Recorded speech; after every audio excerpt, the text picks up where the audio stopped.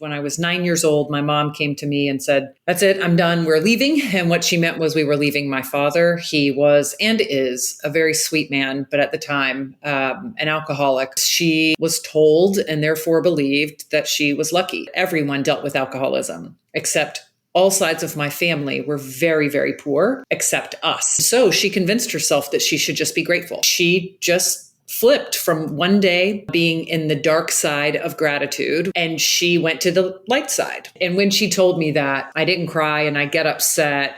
I said something to her like, "What took you so long?" At the age of 9.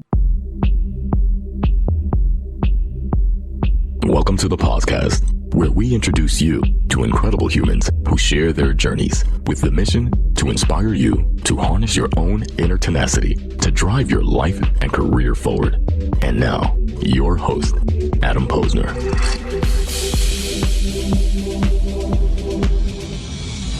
Hey, everybody. Welcome back to the podcast, where I bring you the best and the brightest in the world of business, marketing, and personal growth to help you harness your inner tenacity and drive your career forward. I got a good one today, folks. No, actually, I have a great one. My guest today on the podcast is Kat Cole. Kat is a president and chief operating officer at Athletic Greens. And before joining Athletic Greens in 2021, Kat ran an assortment of brands we all know and love, like Cinnabon and Auntie Anne's, Moe's, Schlotzsky's, McAllister's, and Carvel. And I will ask you, I'm going to ask it now during my intro, which I never do. Are you a Fudgy the Whale gal? I respect Fudgy and the legacy of Fudgy, which is almost 4 generations deep as a 96-year-old brand. But I was more of a Cinnabon Minibon girl, but as I've gone on my own health journey, But when you have a cheat day. You always get a cheat day. I am more of either Auntie Anne's salted pretzel nuggets or a Jamba vanilla blue sky smoothie. Not even a cookie puss here and there. Mm-mm. All right. And Kat got her start waitressing at Hooters. I've never done the mid intro questions. So that's first. And Kat got her start waitressing at Hooters, Great Wings. And we're going to get into her super inspiring story of rising through the ranks and eventually to become the vice president of Hooters America. She's known for creating insane amounts of growth wherever she goes. And I'm excited to dig in and to how that's translated into her newest chapter over at Athletic Greens. So let's get to it. Kat Cole, welcome to the podcast. Thank you. Well, we got the Carvel questions out of the way, and I'm not going to be personally offended. My birthday, Father's Day, it's Fudgy. Like there's no combination of New York. Oh yeah, born and raised in New York. There's the combination of the crunch, the fudge, the chocolate ice cream, the amalgamation, and it's just and the memories. You're eating the memories. I met for almost 44 years eating memories of fudge. So let's get to it. I want to hit the rewind button quickly because I think it's important to tell your story of how you got to where you are today and paint a full picture of what you've accomplished. And we talk about humble beginnings growing up, and you call this the dark side of humility. If you don't mind, as much as you're open to sharing, what does that mean? I'd love if you could kind of take us back and a glimpse into your upbringing. Yeah, so I grew up in Jacksonville, Florida. I'm the oldest of 3 girls, so I have 2 younger sisters. And when I was 9 years old, my mom came to me and said, "That's it, I'm done, we're leaving." And what she meant was we were leaving my father. He was and is a very sweet man, but at the time, an alcoholic, a terrible husband and father, a long list of ways that impacted our family. Yet my mom, for many years, again, I was 9, my sisters were 3 and 6 at the time. Little. This was not a new phenomenon, the alcoholism. It was ever present in her community and his community and our family. And for many years, she was told and therefore believed that she was lucky. And the reason she was told that she was lucky is that everyone dealt with alcoholism, except all sides of my family were very, very poor, except us. My dad had a white-collar job. And so we had a house instead of a trailer or on the streets. We had a car.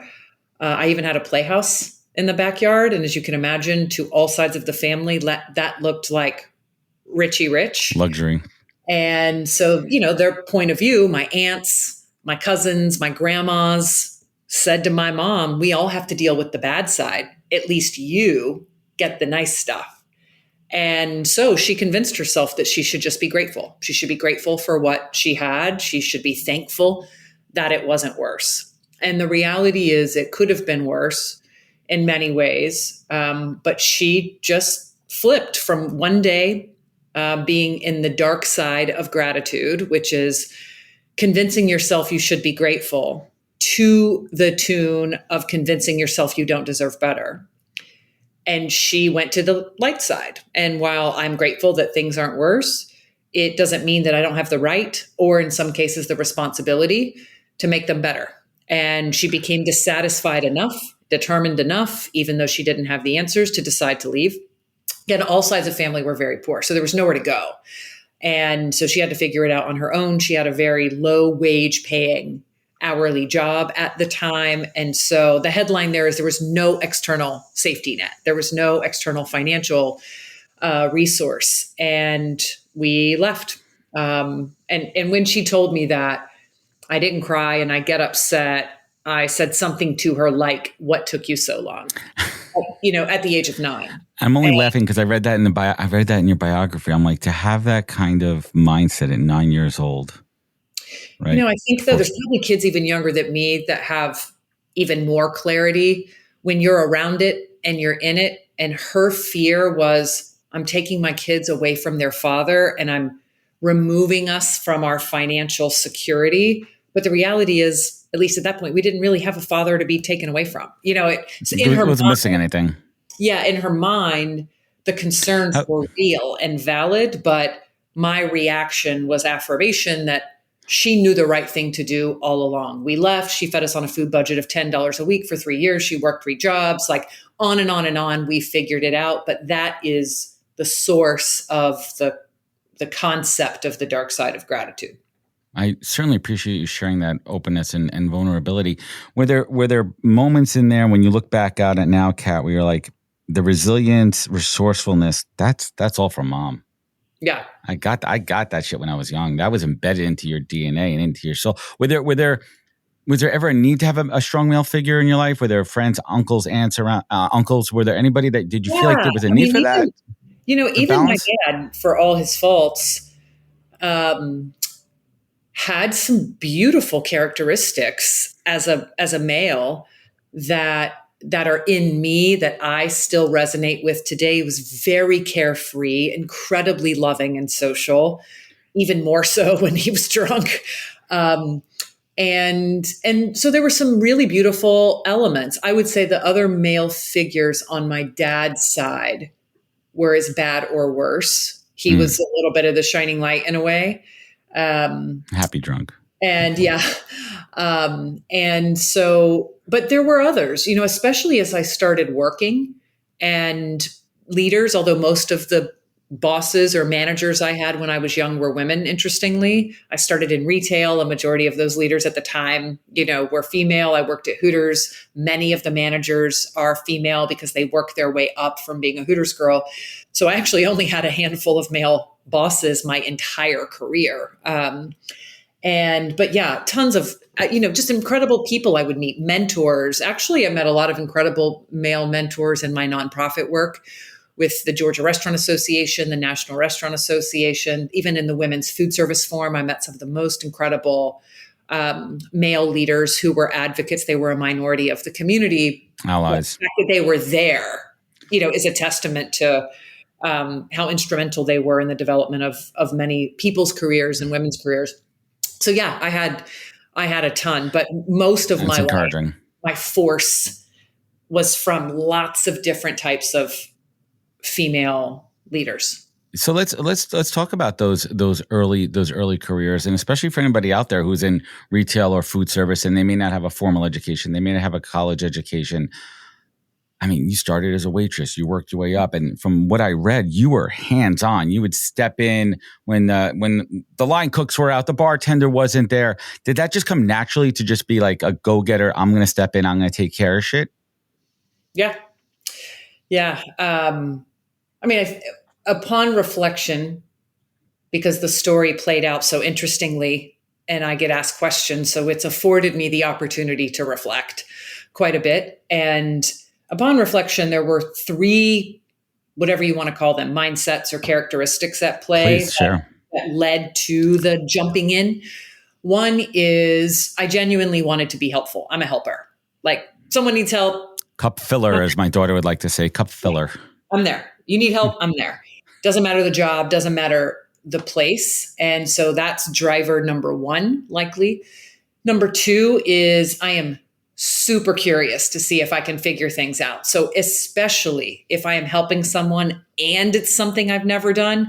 One, if you're helping someone in need, the bar is pretty low for how good you need to be. And it actually de-risks you jumping in. Like, okay. Yeah. You do a job, like you're a podcaster, right? I've never hosted a podcast, but if you and I were buds and I worked in your studio and something happened and you're like, the show has to go on, we have to record it, I would be like, one, the bar is not going to be high for me to be amazing.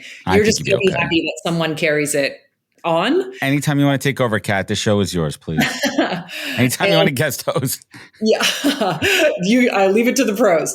And so it was actually quite a safe way to learn new things by jumping in and helping people. But I was curious, can I fry those chicken wings? And the joke is when they float, they're done. It's actually true. Can I know enough to be dangerous, but can I do it? So there was curiosity, a bit of proving it to myself is driver number two. And driver number three, at least in those situations, is I was selfish because the more shifts I could work, the more access to income I had, which means the more money I could make. So there was an altruistic element. There was a self-serving element. And then there was just this growth curiosity element. And then, I went back and helped the cooks cook, and then I could work kitchen shifts, and I could train kitchen employees. And when the manager needed help, I helped him close a shift, and then I could be a shift leader. And the same thing happened with the bartender and the host. And then before I knew it, I knew how to run a restaurant. That wasn't my goal. It was the outcome. Right. But so now you're in a management role. You are now managing your first restaurant. Kat, what was one of those first early lessons learned the hard way, as I like to say? Maybe a misconception about management, maybe like how you thought you should lead and coach people and you were freaking dead wrong or off. I think what was interesting is I never moved permanently into the store manager role. I was always toggling between Hooters girl, bartender, cook, and manager. And there's something until I moved into the corporate office. And there is something interesting when you have to continue to be a peer and a partner of all these roles. It's not like you're ascending into management and you're like on high and now I've got to make this. So it gave me an unfair advantage as a manager because I could relate and I didn't get too big for my britches because I was about to be in the other britches. At the same time, it made it harder. It made it harder to have that line of respect. It made it harder to have that, like, who are you to tell me what to do? Like But you also earned it. You also paid your dues. You were in the kitchen. You were cleaning up. I'm sure you were mopping shit. You were dealing with asshole customers. You were in it. You were kicking people out. You were getting wings done. You were doing all that stuff there. Yeah, so you earned it, right? Humans are still going to human. Just because you earned it doesn't mean everybody appreciates that you earned it. And so that might be the lesson is that when you have the responsibility of something, not everyone is going to believe you need to be there. Or, some people start out giving you 100% respect and then it's yours to lose. Others are on the other side, which is like, earn it, prove it all the way along the way. And when you run a restaurant and there's 20 people on a shift, statistically speaking, there's a good mix of different types of people. So especially in the service industry, that attracts a wide range of personalities, characters, backgrounds. But even in corporate America, of course, like, assholes everywhere. It really helps. It helped me build the muscle. And the part that was harder is that different people need to be led differently. There are some universal truths of management and leadership. And then there are other things that are variable based on the tenure, the personality, the environment, the dynamic, the conditions. And so I just learned a lot of tough leadership lessons at an insanely young age. I was 18. when this was happening. Com- And then I started traveling around the world, opening franchises when I was 19. Yeah. That's even a different level of responsibility. We're going to get to that in a second, but complete side note before I forget. Have you watched The Bear on Hulu FX? The Bear? A couple episodes. Right. So you get the sense of the food. Okay. So we talked about this concept of promoting from within, right? And you literally started at the bottom at Hooters, and now you get called. What's the story? You get called to open up the first restaurant Hooters in Australia. Mm-hmm. Was there a cultural? How did you start to deal with the cultural? Listen, Hooters back then. We're not going to put a date on it, right? There's a reputation, there's a brand image. You're going into different countries, different cultural assimilation, pros, cons going on over there. What was it like to open up from a cultural perspective in a new country? I'm sure you did some research on it, but was it welcome with open arms? What was that like? It was a mixed bag. There were lovers and there were haters. Mm-hmm. And then people in between. It was so fun. I mean, it was a bit of a height of the fever around the brand. And so while it was polarizing and controversial in some ways, it was also really exciting and interesting to a lot of people. And so that was really fun, being at the center of that intrigue and knowing the truth of the inside versus what different people may perceive from the outside. Then, the countries varied. In Australia, if you think about Sydney, Woolloomooloo, the area where we opened at the time, lots of Navy, military, lots of sports restaurants. So it kind of fit right in. You had a lot of rugby players coming in. You had a lot of families. So there was a good fit. There was a good cultural brand fit. Oh, it was a great fit. And there were still a lot of things that were different. Just because they speak English doesn't mean it's this perfect translation. Some of the menu items might have been different that didn't translate. Menu items, music, bar, sports, even the uniforms a little different. But then, go to the second franchise location I opened. So after I got back from Sydney, I was asked to go to Mexico and open the first one ever in Central America. And we had a full bar. We had liquor. And for anyone who doesn't know, for most of Hooters' existence, it was only beer and wine. And which made it people thought of it as this people are going there getting wasted. I mean, they did, but it was beer. It was pitchers of beer. Right. We have a full bar now. And I was fortunate enough to be a part of something very cool and bringing that to the brand and modernizing the brand in that way. But it was just beer and wine globally, bar. Yeah. And then sports bar. And so then we go to Mexico and people are having sangrita with lunch, and we've got to train people on making cocktails, and because that's normal. It was normal. That flavor profile between spicy hot wings and it works. Depends what you're pairing it with. Yeah. And people coming in watching soccer matches, which is a very different level of energy, or football, a very different level of energy than most American sports watching. And it was downtown and in Insurgentes in Zona Rosa in Mexico City. And there was just this it was different. It was very different. And there's a different culture around women in Mexico and in Central American cultures. And in some ways more loving and paternal, maternal, and connected, and in other ways more sexualized, right? So you had some very different dynamics at play, a little more like machismo, a little more. So there were different dynamics to play. And then when I launched the first one in South America, which was in Buenos Aires, that one. We just missed the mark on menu planning. So let's talk about that, right? Understanding the cultural differences too, especially when it comes to religious. Listen, countries have their vices, countries have their certain things, but when you start to play with religion being encapsulating the whole country and the perception of brands and restaurants, I'm sure the brand, correct me if I'm on this, brand research, brand insights and everything, did they just say, fuck it? Or shit, we went in here and we missed the mark. How'd you guys miss the mark? There was research, but it wasn't that sophisticated. And we were a franchise model. So you're relying on the local owner. Correct. To have the knowledge, to make the interpretation, to bridge the gap, but you don't get everything right. And of course, being a brand that was new to going into new countries, the brand was likely overprotective of some things like menu items, like, no, this is a Hooters menu item and we have to have exactly this because that's the brand. And you had the franchisees wanting to change everything. And somewhere in the middle is the right answer. But when we got down there to open that restaurant, and I was leading that opening, so I was already now leading, I was 19 or just turned 20. And one of the, I'd done all these openings in different countries, 4 or 5, a couple in the US. And it was a mess. It was very, very difficult. The equipment was not appropriate for the food standards there. We had a shitty ribeye ribeye steak that you grilled on a flat top in order to make a Just sandwich. off. And this is the beef capital of the world. And when they saw the recipe to put, like, what are you doing to this meat?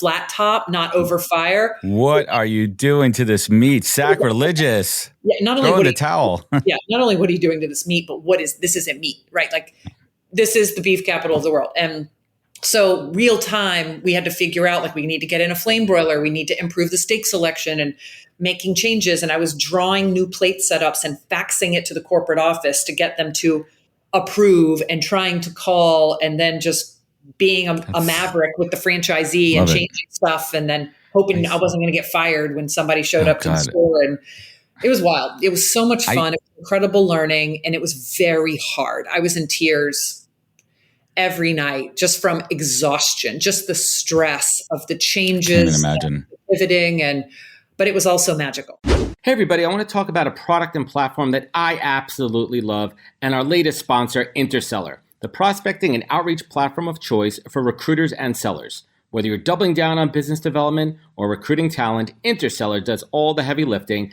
of finding contact data, automating the email and follow-up process, and syncs all that rich data into 20 plus CRM and ATS platforms. Reach out now and get going on a 2-week free trial, and let them know you heard about it from Adam on the podcast today. Check out the link on the website. Appreciate it. And as I'm telling the Cat Cole story here, these threads that everyone listening there, the resiliency, the resourcefulness, Cinnabon comes knocking. Did they find you? Did you find them? Was that a talk? Let's talk, because this show is deeply rooted in the career journey too. Talk about that. Let's talk about it. Like, did they come to you? Were you recruited? How did that work? So, like many things, there were breadcrumbs along the way in a journey that led to a moment. And if you just talk about the moment, the recruitment, it seems like, oh, well, this magic just happens to her out of nowhere. And the roots of this are, while I was at Hooters, and I was there for just under 15 years. It's a long time. And from 96 to 2010. And I was vice president for 6 years. Those last 6 years of the company, I became vice president when I was 26 years old. Awesome. And one of the VPs of the company. And I was overseeing training and development. And then that evolved over time. And so one, I built a reputation in the industry. And so typically leaders who have a positive reputation doing good things in business get recruited. And I was getting recruited, but nothing was super interesting because Hooters, what was unique about it outside of the obvious, what's not obvious about how it was unique is it was privately owned, fully vertically integrated. We had manufacturing, supply chain, an airline, casinos. We owned our own food distribution. Like, I had multiple lifetimes of careers in that company. It was very hard for another company to rival the learning and the opportunities that I had there. It's why I stayed. So one of the many reasons I stayed as long as I did. And it's not like there were Wharton MBAs beating down the door to go work at Hooters. So people on the inside got the opportunities, like promote me. From within. Promote from within. And many others. And I had incredible leaders there. And so in addition to my reputation in the industry, I volunteered for restaurant associations. And as I mentioned, the Women's Food Service NRA. Forum for people. And the result of that is you build networks outside of your company, which allowed people to see me as an industry leader, not just as somebody who worked at Hooters on their resume. Thought you were a thought leader. Yeah. And so as a result, visibility, early brand building, personal brand building. And as a result, I started getting recruited and by people I worked on projects with, not just somebody from the outside. So we became friendly. We had dinners, we had lunches, and they knew you, you knew them. You knew what they were working on. You knew about their brand. So some familiarity. It was conversations. It was conversations leading up to it. And then I got a phone call and from someone at Rourke Capital and Focus Brands, the parent company of Cinnabon at the time, still today. And they said, we'd like you to consider interviewing for the president of, first I had the opportunity to go work in private equity at Rourke. And this leader, Steve, who was the outgoing CEO of Focus Brands and incoming executive at Rourke, the private equity firm, reached out to me from this network of food service and franchise volunteering and said, I'm building out a franchise practice at Rourke, would love to talk to you about this role. And so I went deep down the interview process for that role and was super excited about it. I mean, for a girl who grew up child of a single parent alcoholic father, worked at Hooters her whole life, private equity is pretty fancy. And I thought Steve was an amazing human. And so the idea of working with him, the idea of making this leap was incredibly enticing. And then the day he called me to offer me the job was the exact same day, just an hour or two before that we found out we had to sell Hooters. The CEO had died unexpectedly, and the son had taken over. Timing, coincidence. The estate did not get settled. Alignment of the universe. The judge ruled we had to liquidate the most valuable asset in the estate, which was Hooters of America, and we had 90 days for a reasonable commercial effort.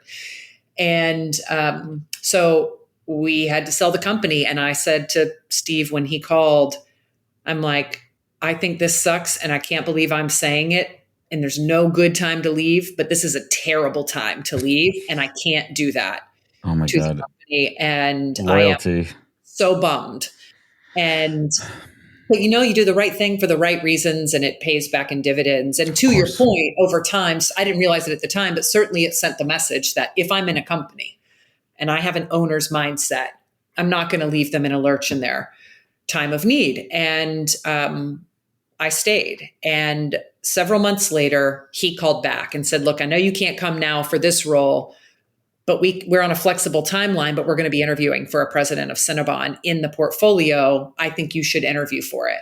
And I went to the CEO of Hooters and said, look, I know we're in this transaction. I'm probably not going to get this job given who else I've heard is in the running, but I think I should interview. And it's Kobe time was for you to look for yourself right now.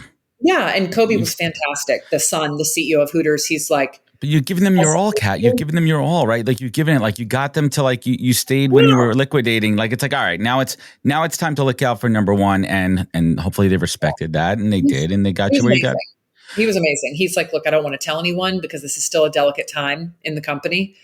But I support you. Just help me get this deal closed. And I promised him I will not leave until we get a offer on the company. And as luck would have it, I was offered the role as president of Cinnabon, and I may get my exact dates wrong, it gets fuzzy, but April or May of 2010.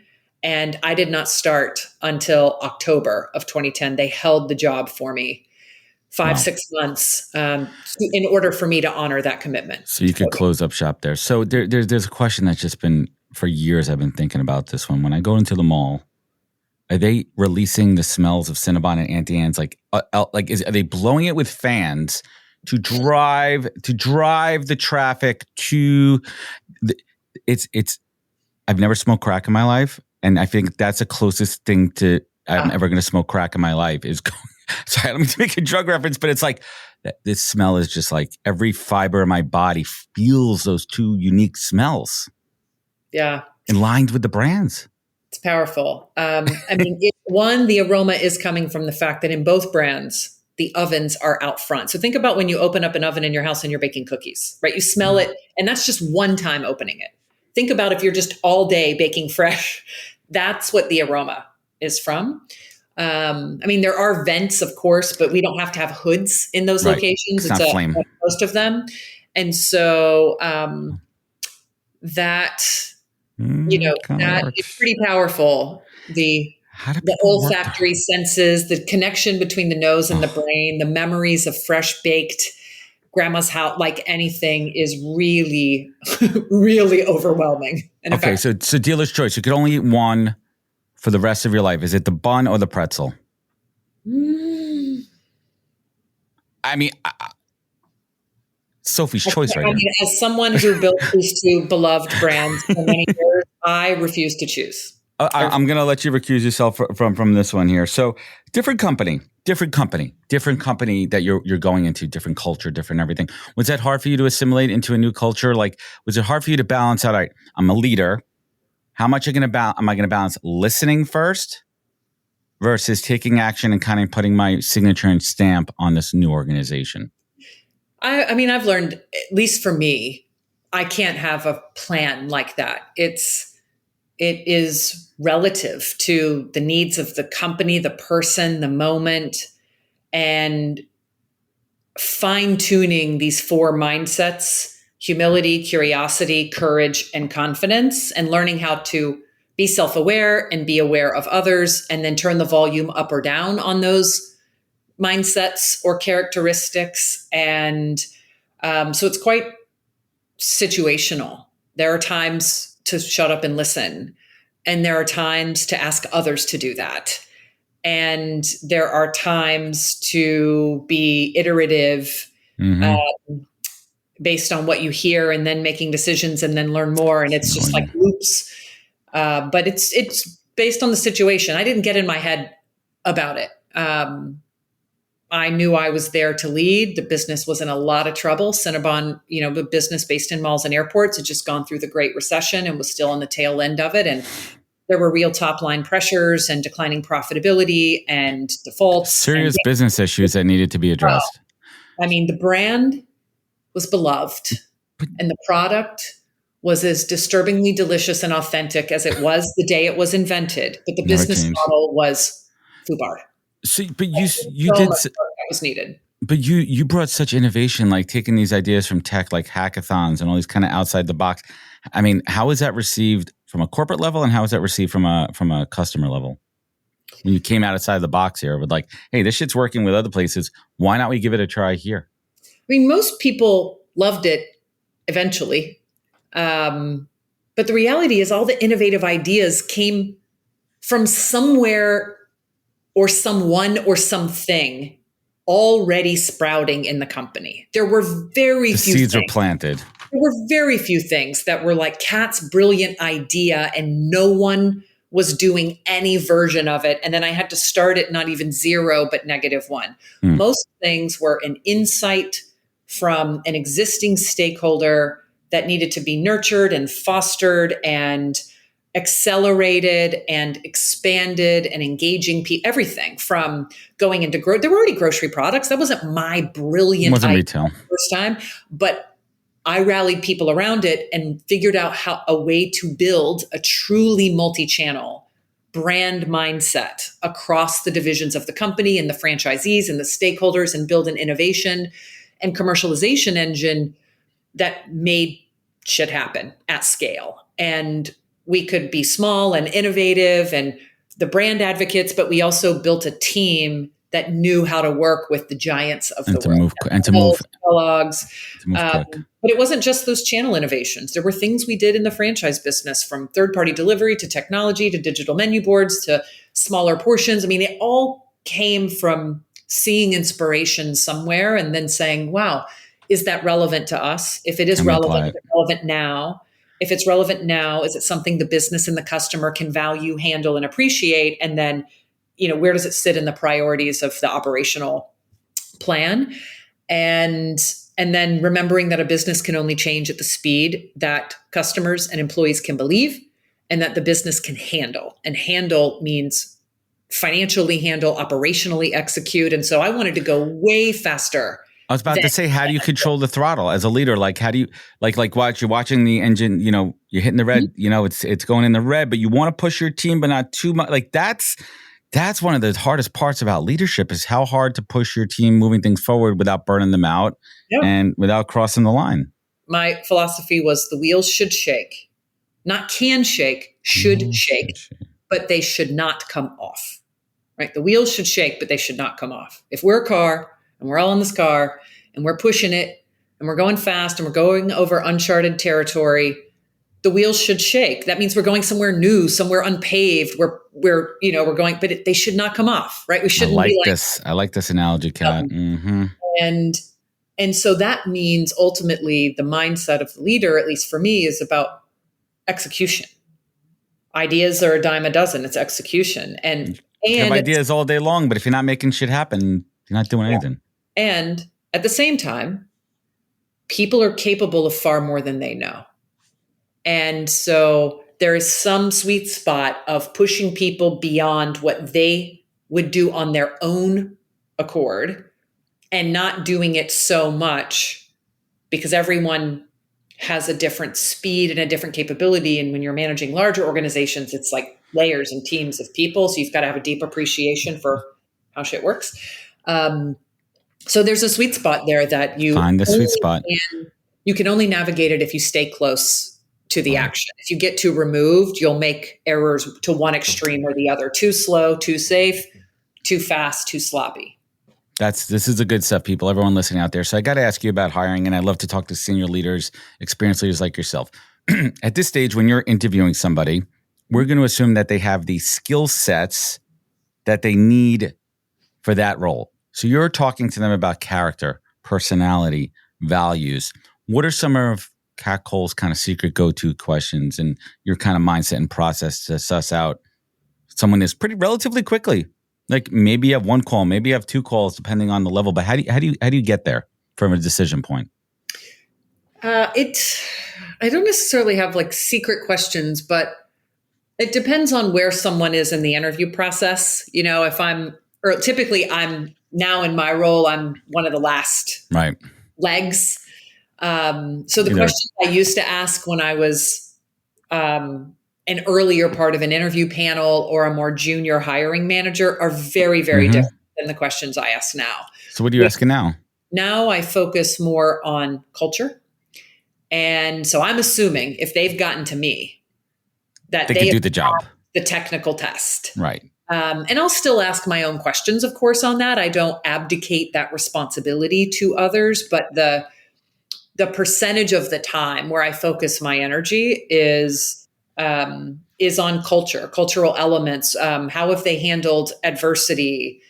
Tell me about a time when you made a mistake and what happened and how did it happen? And what would you do differently? If you would go back, if I were to ask your most intimate friend or partner, the characteristic they love about you and the characteristic that drives them crazy about you, what would they say?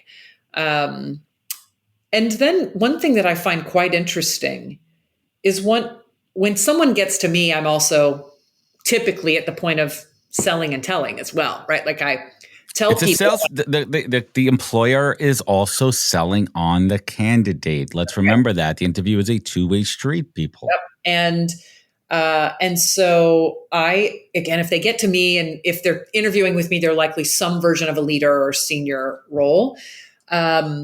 I also want to tell them about the challenges in the company, almost to a more negative degree than is reality. I'd like someone to think about eyes wide open, come in, understand. Like almost talk them out of it and see what they Yeah. Like every company has its mess. Like here's our shit. Yeah. Everybody's got it. And so I talk about it quite openly and like to hear their questions or reactions. But one question that I'm surprised sometimes, even from senior leaders, that doesn't go the way I would think or hope is I ask people, look, I'm leaving a little bit of time. What questions do you have for me? And sometimes it is crickets. And either they're nervous, I always give people that grace, but it does make me wonder, do you have standards or have you gotten them all answered maybe by the time you get to me? And is it just a lack of curiosity? That's a flag for me. And because part of why I don't just ask the question to see if people have questions, I like to learn how people think. I want to know their thought process. I want to, if they ask a question that isn't clear why they're asking, I'll say, can you tell me more about, why that's on your mind? I'd love to know. Like it helps me interview the candidate and what they will think about what they will be like. So it's fascinating when people are like, Also, how you might manage them. No, I don't. I'm good. I'm good. You're like, really? Hey, all right. That's a flag for me. It's not a deal killer. It's very situational, but I am surprised at the times where I believe someone should have questions or could have questions and they don't. So, Kat, we only have a few minutes left, so I really want to make sure that I hit home a couple of things here. Okay, you're in this pretty awesome corporate job, revitalizing these brands, bringing them to life, infusing new ideas. Athletic Greens, where does this come from? So I was at Focus in total for almost exactly 10 years. And in that time, I was president of Cinnabon for a handful of years and then hired a successor there and then took on the role of group president of the parent company, managing the licensing and e-commerce and CPG division, which is what bridged me to CPG. So this is the legs to CPG into DTC. And then I became president and COO of the parent company. So I was managing presidents of other brands, small ones, big ones. We grew by acquisition. So we not only grew the brands we had, we acquired brands like McAllister's and Jamba Juice and Auntie Anne's while I was there and ran a big... God bless Auntie Anne's. Yeah. Ran a big, the business was quite global, 70 plus countries at its peak. And at the same time, what I was doing very quietly that many people didn't know because I just didn't put it on blast is for about a decade, I had become an angel investor in early stage businesses. I started getting connected to founder-led startups, the next path to AG. I also got on my own personal health journey. I had my first child at 39. I had my second child at 41. I had a couple miscarriages before and in between. And even before that, I was into health and wellness. And I was so delighted when the opportunity came for us to buy Jamba Juice and take it private and turn it into more of the still fun and delicious, but more of the wellness company it should be with lower sugar, more plant-based options. The quality. Yeah. The quality. And so just because I was the president of Cinnabon, some people think, well, you can't be that into health and wellness, but I was. And we had other brands like Moe's Southwest Grill and McAllister's that we leaned into keto and paleo. And so there are lots of examples of how even my oversight of consumer businesses expanded to more health conscious brands, but then quietly. The story was going that way. The thread, the momentum was pushing in this direction. And then my personal capital and time was going into mostly either health tech, better for you food and beverage, CPG, SMB tech, or omni-channel retail businesses. And I was on the board of Milk Bar and Slice, again, founder-led growth stage businesses. And by the time I get to 2021 and I take off a year, I'm like, I've been at Focus for 10 years. It's time to go. You took a sabbatical. Advise other businesses. One of the people who reached out to me to advise them was Chris Ashenden, founder and CEO of AG, the maker of AG1, the all-in-one foundational nutrition supplement that basically nourishes all the body systems. It replaces a multivitamin, a probiotic, the green, it's like all in one step, powder, water, shake, boom, feel amazing. Link it up. Yeah, so good. Drink AG1/cat, get you a deal. And so when he called and asked me to advise him, to have a conversation, I was already a customer. My husband's an ultra endurance athlete. I've tried it before. I was being a customer and advocate of a company you're going to work for. There's nothing better. Huge. And so we started weekly calls. And at first I was like, this company is a little small.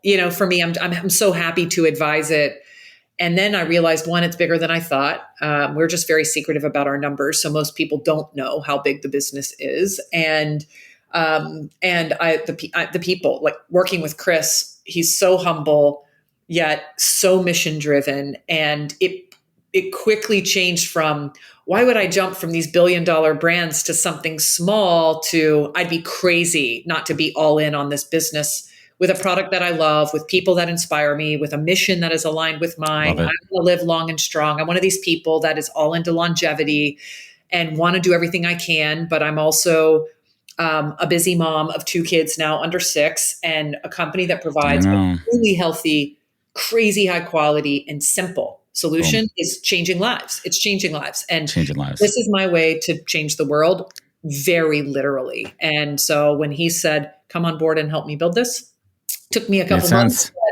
By October of 21, I was all in, president, COO, board member. It'll be 2 years coming up. It's already been 2 years since I've been advising, but 2 years in this role coming up. There we go. I get to use my button there. It's amazing. It's I a love very it. special product and company. So let's bring it home here. A couple of quick questions to wrap this up, Kat, because I know you got to go in a minute. Biggest challenge right now in front of you as a leader of Athletic Greens? We're a global, fully remote company. We've never had a headquarters in 12 years.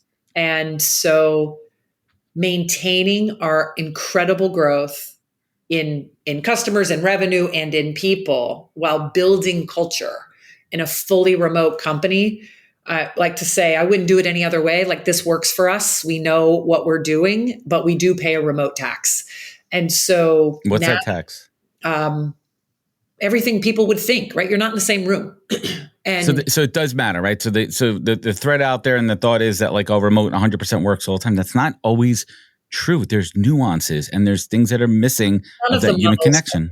None of the models are complete. If you force people to be there all the time, you don't get the best talent. You don't get the flexibility the modern world demands. If you're completely separate, we get together quite a bit with our leadership teams at AG, but even that requires travel. And that's fun sometimes, but that can also have its own tax. And it's less about remote and more that we're global. We're on every time zone. And so coordinating that following the sun takes a level of intentionality and precision and technological enablement. Made in New Zealand, blended in New Zealand and blended in the US. We've got both. And it's wild. And so that just, and talent, right? Like, it's all about the who and people. That's my world. I get it. About the who. And it's all about the who. Just because someone was a great fit when we were doing 50 million doesn't mean they were the best fit at 200 million, and so on and so on and so on. I absolutely love it. So let's bring it home here, Kat. I mean, you've told the AG story a million times. I really love our conversation today because we talked about your career journey. Hopefully you were able to talk about some things maybe you didn't go that deep on other shows. And hopefully my audience who does not know you, now they know you a bit. Kat, what is the single greatest piece of advice you ever received that you take action on daily? It could be a mantra, something you wake up saying to get you going and moving and motivated. It's my pinned tweet. Do we still call them tweets now that it's X? I don't know. My something. Whatever the hell you want to call it. It's in that place. It's pinned. And it is a version of what my mom used to put on my birthday cards, which is, don't forget where you came from, but don't you dare ever let it solely define you. And it's about reinvention. It's about evolution. And I now add, our truth is in our roots, but our past should not be our anchor. So whether it's my personal reinvention, like, I worked at Hooters, and that didn't mean that I felt I couldn't be an advocate for women. And I was the chair of the board of the Women's Food Service Forum. I was the president of Cinnabon, but now I run one of the fastest growing nutrition companies in the world. Those things are not in conflict, right? I'm a person on a journey, and I have permission to change. You have permission to change. Sometimes you have a responsibility to change, like my mom's story. And so I put in practices in my life that allow me to honor that mantra. I have check-ins with my husband and with my direct reports, and we ask the same 6 questions every month. I practice something called the hot shot rule every Sunday, where I envision someone I admire in my role. I ask what's one thing they do differently to make the business better. I take action on that thing in 24 hours and I call my team. And it's so about driving constant growth and reinvention. I absolutely love it. I'm going to throw a curveball question in there. Planning to get back to Burning Man one of these days? I leave in 3 days. There it is. And Chris and I have been talking. I'm Burning Man adjacent. Chris and I are planning next year to go for the first time together, and we'll talk about that offline. But last but not least, Kat Cole, last but not least, you look back on your life, you look back on this journey, and you think about those times when you were young and you were at rock bottom, and you had to pull yourself up and harness that inner tenacity and drive you forward. And you sit here today, gratitude, deep, real, true freaking gratitude, respect, admiration for this family, life, career that you built, empowering others to have careers, being a strong advocate for women and leadership. Kat Cole, what is your compass? What is your focus? What is your North Star in life? My North Star is I help people realize they're capable of more than they know. That's it. And I do it in different ways. Sometimes I do it by being a franchisor. Sometimes I do it by being a mom or a friend. Sometimes I do it by hiring someone and giving them a shot. Sometimes I do it by firing someone and helping them find their next thing. That's been my why for as long as I can remember thinking about my purpose or my why. And there it is, folks. Kat Cole, hang with me for one moment here. Thank you so much for joining us today. I appreciate your time, your wisdom, your vulnerability, and sharing with my audience. Thank you so much. My pleasure. And for everyone out there, you can follow Kat at Kat Cole on Instagram, Kat Cole ATL in the Hotlanta. Company page, drinkag1.com/Kat or /Kat in there. I'll link it up in the comments. You know where to find her. Kat, thank you so much. And everyone out there, if this show meant something to you, leave a review, rating. It goes a long way. Sharing means caring. Remember, find out more at thepodcast.com. Follow us on the social media channels. You know what they are. Take care of each other. Be good to yourself. Be better to others. And catch us next week for another great episode of the podcast. Take care, everybody. Wisdom is forever, but for us, it's time to go. Thank you for joining us. Luckily, we'll be back with our next episode soon, jam-packed with more incredible humans. Thank you for listening, subscribing, and sharing. To join the conversation, search the podcast on LinkedIn. And to catch up on past episodes and more info, please visit www.thepodcast.com.